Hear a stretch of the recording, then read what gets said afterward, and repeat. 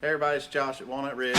Last few weeks we've talked a lot about winterizing and how we've been running a special, the no appointment necessary to get it winterized. And then I've mentioned that if you have some questions or comments, we'd be glad to answer those. And also the reference the video we used to have to show you how to do it. So we're going to make a new video today, and I'll walk you through. I'll actually do the winterize myself so you see how to do it. We're going to do it on this passport today. There's a few things that you need to make sure you do when you start to winterize. First off, your holding tanks, you got to make sure you get those emptied out. So if you have somebody that comes and pumps it out, or if you can get to a dump station, get that drained. The fresh tank on this is on the other side. It's just a cap. So you need to know where your fresh tank drain is. Make sure you drain out your fresh tank. We're not going to use the tank. We're actually going to use the pump with the antifreeze bottles. And some trailers are going to be different than what this one is. So we picked just kind of a basic. This one doesn't have anything fancy. There's no washer, dryer, anything like that. So you have to remember, if you have those extra things like an ice maker on your fridge or the washer dryer hookup, that you do have to winterize those as well. So, but we'll start with this passport.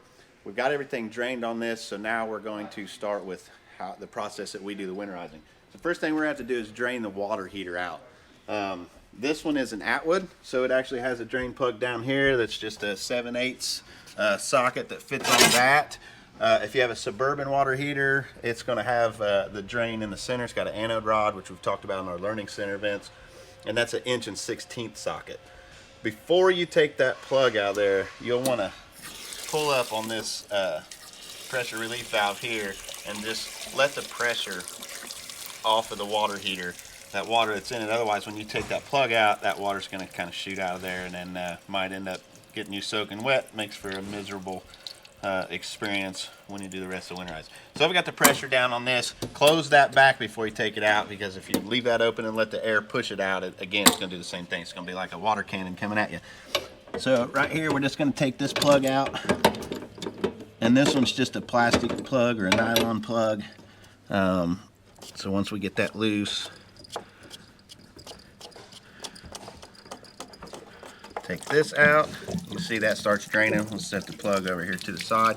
If you want to drain it faster, you can lift up on this, but I want to show you real quick, if I lift on this, how much faster that starts going. So you create that pressure. So if you were draining this and didn't relieve that pressure and you took that plug out, you can see what I'm talking about. That water's gonna spray out. So we'll let that go for a minute, because we don't need to stand here and wait on it. We'll go inside and get started on the rest of this. Okay, this one normally has a couch sitting right here, but I wanted to show you, give you a full access or full view of the water heater on the back of it. So we took the couch out, but you can see the factory has cut an access right here so that you can get down to the water heater. But we've went ahead and taken that off so that you can see the back. And if you can see down here, there's this one valve right down here. This is the bypass for this water heater. That valve only turns a quarter of a turn. So we turned up like that. Now the cold water, instead of going through and into the water heater, is now going to go up this bypass. And then there's a check valve here, so it won't allow it to go in the water heater, and goes right back out the hot lines. So now we're not putting antifreeze in the water heater. We're just going to drain it, leave it drained for the winter. And actually, I would suggest leaving the drain plug out so that the air can be in there, so any residual water doesn't freeze or cause any problems. So we have the water heater bypassed. Your water heater may have different types of valves. Sometimes they do 2 valves here instead of the check valve, so you may have to turn both of these valves. Sometimes there's 3. There'll be one in the middle, one up here, one down here, and they're just stop valves. So you would have to close off or open these 2 and open this one. That way you wouldn't allow it to go through here. I'm sorry, close the top and bottom, open the middle, so it would bypass. You just have to look and see what you have on your system. A lot of the trailers, especially the bigger 5th wheels, even probably starting with Cougars and going up, they might just have a valve on the outside in your water hookup station that you just have to turn one valve that says water heater bypass. So, but this one you got to actually get to the back of the water heater. So now we have that set to bypass, and we're ready to go with hooking our antifreeze up. Another thing you have to know where your water pump is. So on this one, we have to hook a hose directly to the water pump to be able to draw out of our antifreeze jugs. Actually, I'm going to grab this light so that way we can light up this area over here whenever I start to do that. Let's see. think that's going to be good. Can you see that if I have it like this right here? Okay, so here's the water pump on this particular unit.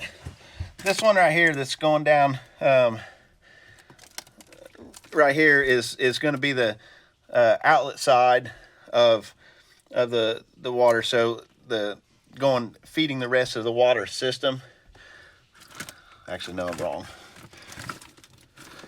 Yeah, okay, sorry. This is the inlet side. That's what I'm looking for anyway. This is the one going down to the tank.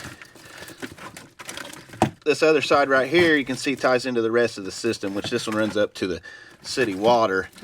This is the side we're gonna take off because we want the draw side of the pump. So take this off in the pump. Instead of pulling from this hose in your fresh tank, we're now gonna stick another hose that we've made.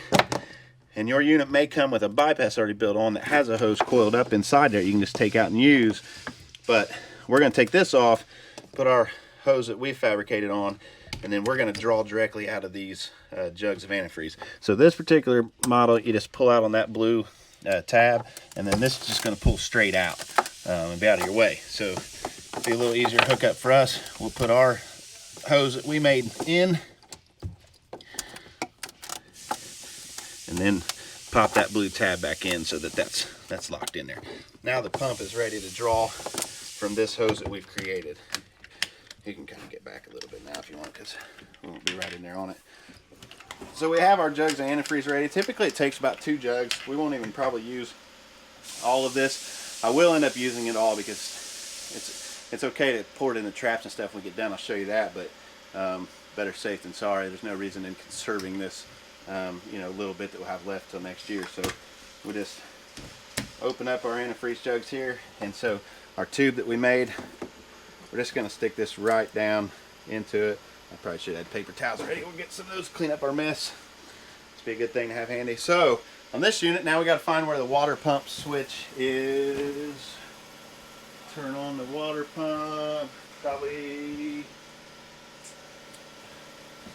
yep, somewhere.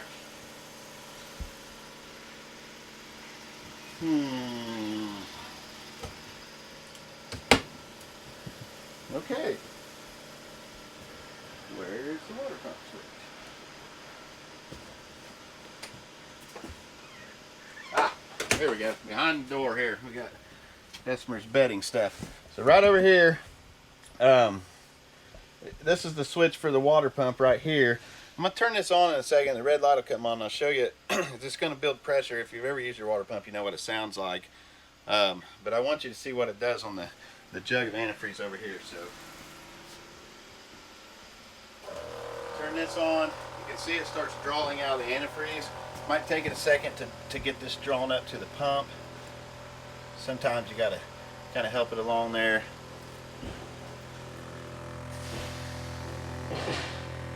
Can't get this to draw, we can also go ahead and start opening faucets, create a little air brake to pull that through. So I'll just open up one real quick and you'll be able to see the pump will kick in, and there you go, it starts drawing the antifreeze down. Okay, we'll let that build pressure. Now I'll show you what we do. Now we have antifreeze pumping from the jug into the system. The pump's primed and ready to go. Now we're just going to go through to each faucet, and we're going to open and close the cold and the hot until we get that pink antifreeze flowing through. We've already bypassed our water heater, so we don't have to worry about it going through there. So I'll start right here in the kitchen. All we're going to do is turn this valve on. We're going to run this through until you start seeing the pink come out of there right about now. There you go. Now we have antifreeze through the cold side. We'll turn that off, and we'll go ahead and do the hot side. You'll see pink at first because it's pushing out what's left, and it's going to be the clear water again. And then once that hot line, the antifreeze is fed through the hot line and got back up here, you can see we're pink again now. So now we've done both sides. So don't let it fool you when you first turn it on. It may be pink for a second, and it's going to turn clear again. So make sure we got plenty ran through there. We'll turn those off. We do have them in the traps. I typically like to do both sides, but we're going to have some left over. I'll pour down. The P-traps are connected together underneath anyway, so it is going to hit both sides if you don't move it, but it's just a a reassurance thing for myself, I guess, to do both sides. So we got the same thing in the bathroom. I'll start with the shower because it's kind of here in the back. So we're going to turn on the faucet. What I would do is run it through the shower head. So you have two options. You can either run it through this way, and then you'll see the pink come out here in a second on the cold side. There we go. And we're getting close on our first jug of antifreeze that we may have to, I'm going to have to go adjust this hose to make sure we stay down in it.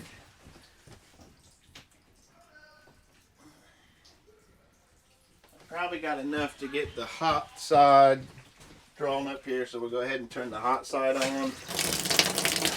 I like to run it through the hose. If you don't want to run it through this hose, you can just disconnect it off of the faucet and just let it drain out. Just make sure you drain the water out and then leave it hanging. Don't hook it back up. So you can see we got the pink in there now. Turn that off. I have ran out of antifreeze in that jug. I need to go switch it over.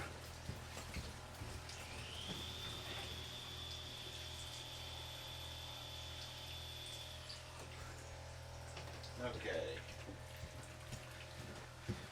You also want to make sure you have just a little bit in the actual faucet up here, so we would run that.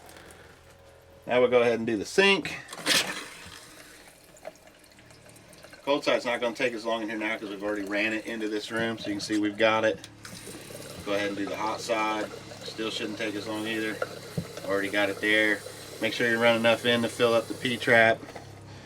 And then that's going to be done with that. And then you can't forget your toilet. This is a big one. We replaced a lot of valves on toilets. This one's a foot flush.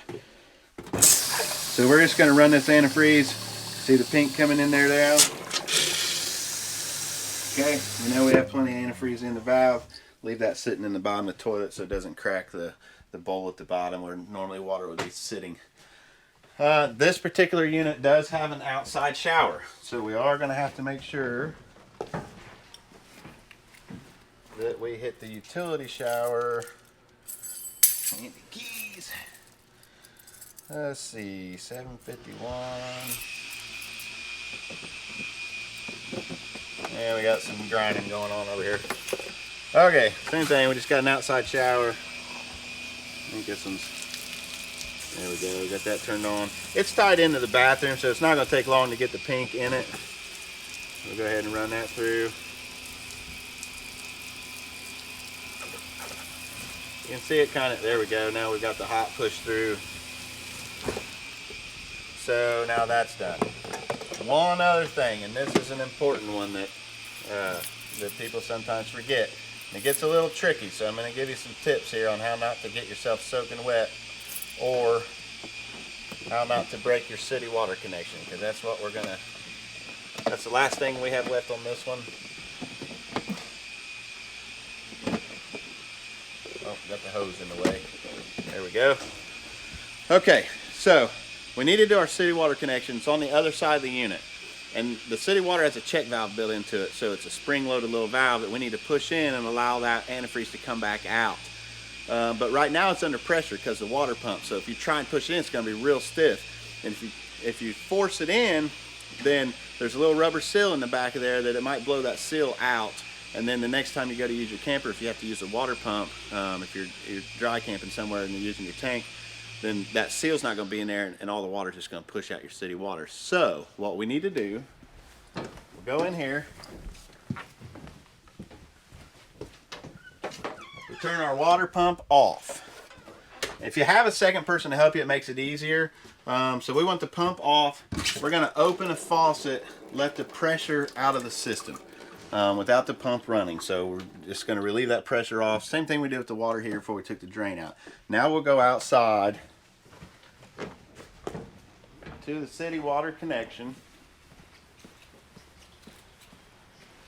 And this particular unit is right here. We're going to pop this little screen hose washer out of here, and the valve that we're going to push is inside of there. It's probably difficult to see. There's a little white check valve, and you'll want to move your camera back a little before I push this just in case. And you don't want to stand right in front of it, but see, it's easy to push in. You get just a little bit of water coming out of there now.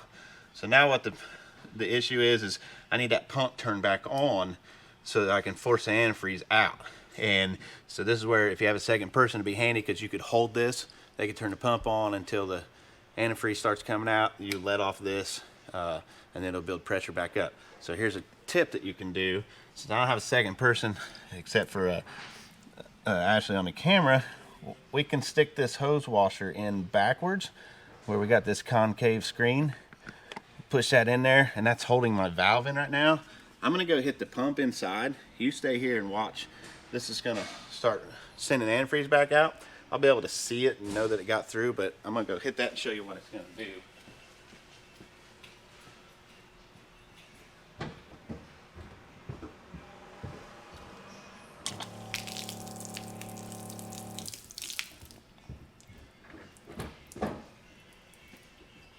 You should have seen that water coming out of there. Yeah, see, we got antifreeze all over the place. And that wouldn't take very much, because that connection, whenever we were hooking up to the pump, you could see was right there by everything, so it didn't have to go very far in. So then what you want to do, though, is make sure you take your washer back out of there and don't leave that valve pressed in. Now we can just put it back in the correct way. Put that cap on there. And that's pretty much it on winterizing on this. We have a couple things to clean up. We'll take our pump connection back loose and hook it back to where it goes. And then what I like to do, take this hose out of the antifreeze so it's not drawing anymore. Water pump, we'll turn it on. We'll go ahead and open the valve on the sink. Got to clean our hose out so we're not making a mess whenever we take it off of there. We can shut that off. Now our pumps, or our hose, is mostly empty. I'll probably hit that again one more time. Don't want to send antifreeze all over the floor. That's alright. That's fine. You can leave it off there. Okay, so now you can see we have a little bit of antifreeze left in our jugs. I would just pour them right down so that they'll get in the drains. Throw those away in a minute. The shower, we're sitting unlevel, so you can see a lot of it came down here, so I'm not 100% confident that enough of the antifreeze got down to the drain, so I would take and pour that directly into it, so we know that the P-trap's getting some.